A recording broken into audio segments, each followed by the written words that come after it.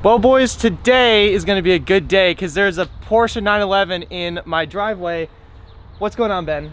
How you doing, dude? So, what is this 911 that you just brought into my house? 2013 991.1 C4S. Dude, this thing is really, really cool. I think this is the last of the actual good-looking Porsches.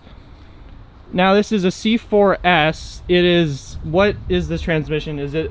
It's a 7-speed PDK. 7-speed PDK. Dude, this thing is awesome. Yeah, second generation it was offered with the PDK. The 997 was the first generation to come with the PDK. This is a really cool looking car. I think I'm gonna make this intro short because I want to ride in this Porsche because, you know, I'm a car guy and this might be the first 911 I've been in. There is Gavin, but Ben, let's get a cold start.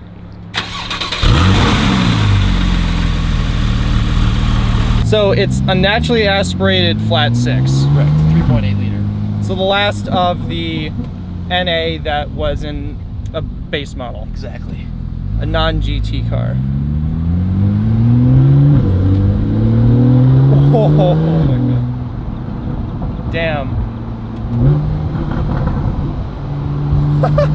Stock, by the way. Stock exhaust. Oh my goodness. So what I have ridden in is your 718 Spider, but Yes. that car was really, really cool. But this I think is better.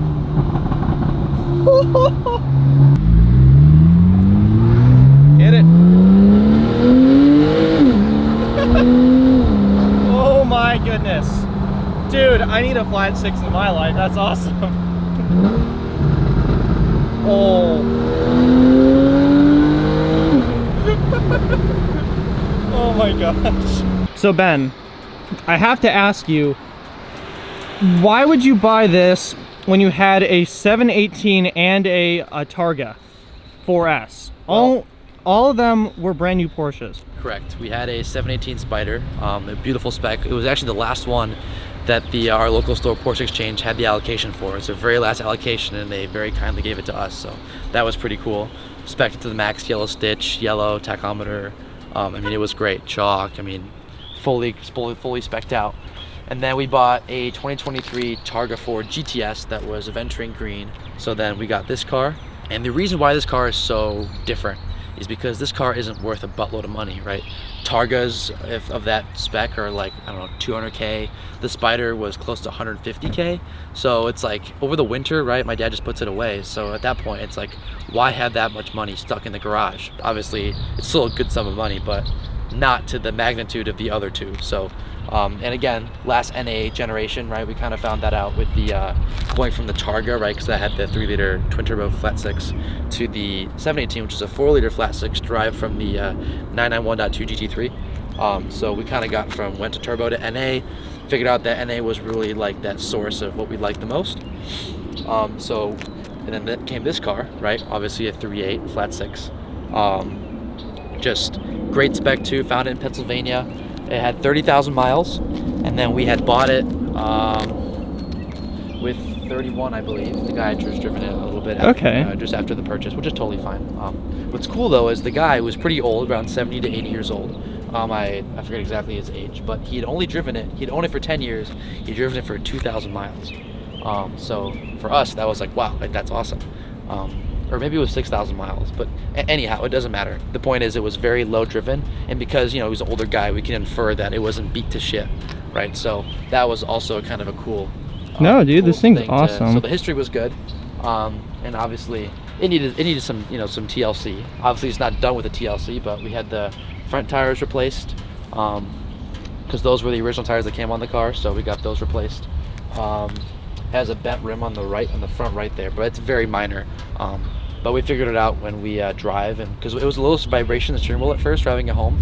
It was a very nice drive though over the Pennsylvania road. I mean, it was beautiful. We drove it home from Pennsylvania. It was great. Good way to break it in. So that was great. Yeah, but as we were driving, we felt a little vibration in the steering wheel, but we had already known that tires were really old, so we just assumed that it was the tires, and because it had sat for 10 years pretty much, we thought, oh, maybe the tires are, you know, bad shaped, or they shaped out weirdly over time. Replaced those, still felt a little vibration, and then we got the car aligned and the wheels balanced, and we figured out that the front right rim was bent. Again, very minor, so we'll get that fixed hopefully next week. Obviously some rock chips here and there, but again, 30,000 miles, 13 years old, right? You kind of, it has some wear and tear for its age, but yeah, a very respectable amount and a very, very well expected amount, which is great. So it's beautiful, and for the money, I think it's very hard to beat. So 6.5 hours later.